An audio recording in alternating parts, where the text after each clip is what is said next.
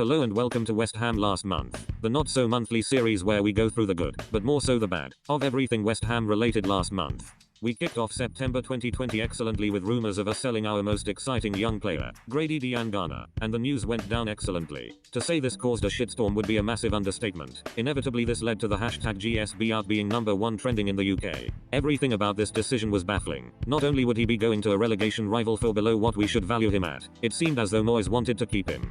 I look forward to trying to give them a sort of dynamic team, a young dynamic team. Club record signing Sebastian Aller struggled for service last season. However, Grady was integral in setting up 3 of his goals in our pre-season match against Ipswich. Hopefully he will give me even more assists in the future. There was only 4 people that saw this as a good decision: Gold, Sullivan, Brady, and Jim White.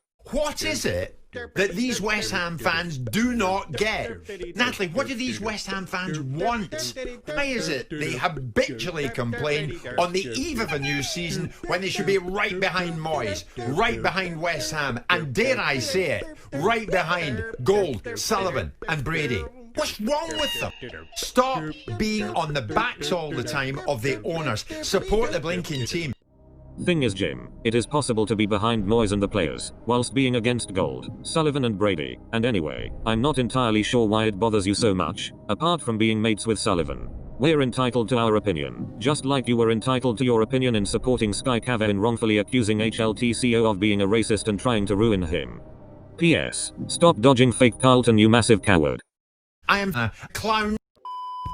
Inevitably, Grady was sold. West Ham put out a statement after the backlash saying the money will be reinvested in other areas of the team. Long story short, here's how it happened. David, don't worry. We'll replace him with Seth Ben-Haramah and we'll buy you some defenders. I've got this. Let me guess. Is he a Will Salthouse client by any chance? And anyway, he's going to cost more than Grady did. Where's your fucking logic? What? No way. Well, that's a real shame, isn't it? Looks like we can't replace Grady. Lol. We can only sign defenders now. God, that's a real shame. However, this wasn't all bad. One massive positive is that club captain Mark Noble came out with a tweet, effectively saying GSB out, which was supported by the majority of the West Ham squad, some by simply liking the tweet, others were slightly more vocal. It's hard to unite the entire West Ham fan base with the players, so imagine how much of a twat you must be to get everybody in unison in their hatred of you. Absolutely stupendous.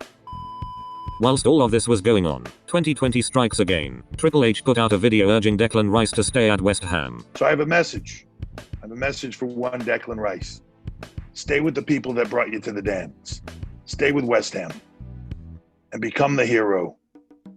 Become the champion. Become everything that they all know that Declan Rice can be. It's all well and good telling him to stay, but you have to take action. If Chelsea come in with a bid, I'm fully expecting you to hit Roman Abramovich with a fat pedigree straight back to Russia. The day after Grady was sold, West Ham had the Betway Cup to look forward to. We lost. Of course we did. We've literally invented our own trophy, designed for us to win, and we still can't. We've won it once in 6 years and even then, we scraped it on penalties. West Ham kicked off the season against Newcastle, and with a strike partnership of Andy Carroll and Callum Wilson, it was inevitably going to be a loss. You genuinely couldn't write this, after everything that's gone on, and the loss to Newcastle last night. Karen Brady thought it'd be a good idea to release an article saying Kim Kardashian's too busy counting cash to care if she's called vacuous. Seems they have a lot in common. Pain. Just pain. This, whilst it's hilarious, there's no way it's accurate. It surely won't be as high as 8.8%. West Ham had a decent run in the Carabao Cup, beating Charlton 3-0 and Hull 5-1. Who would have thought it with a reserve team worth 130 million? Anyway, a few days before West Ham's 4-1 loss to the Toffees, David Sullivan took to TalkSport to complain about the cost of travel. With no prize money, no gate money, the win last night is marvellous. In fact, it's probably cost us £50,000. In that embarrassing interview, Sullivan threw Moyes under the bus for not making any signings, conveniently the day after he's quarantined. Went on to blame Pellegrini and Mario Husillas for the mess we're in and their recruitment. Then goes to say Felipe Anderson and Yarmolenko are excellent players. He said we have 8 left wingers. He all but confirmed we won't sign Tarkovsky. Praises Robert Snodgrass despite publicly saying he didn't want to sign him, and said he would do the Diangana sale again. Speaking of Pellegrini, it's a shock to absolutely no one as he is relieved to no longer be working for David Sullivan. His Real Betis side currently sits second in La Liga, just behind Real Madrid.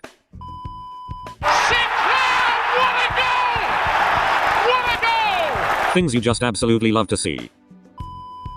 Another Karen Brady article reads, A Premier League stadium is safer than your living room right now, so it's hard to understand Elaine allowing fans.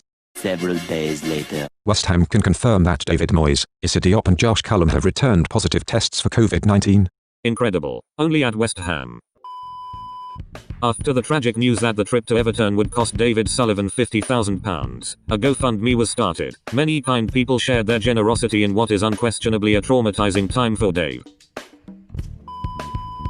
Former West Ham manager Slaven Bilic got sent off at half-time in West Brom's match with Everton after confronting Mike Dean. You can take him out of West Ham, but you can't take West Ham out of him. Absolute hero. Now, I'm not saying this has been a stressful month, but here's West Ham fan David, aged 19. That's all for West Ham last month. Join me next month when Jim White proposes marriage to David Sullivan. We are fucking massive. Come on you Irons.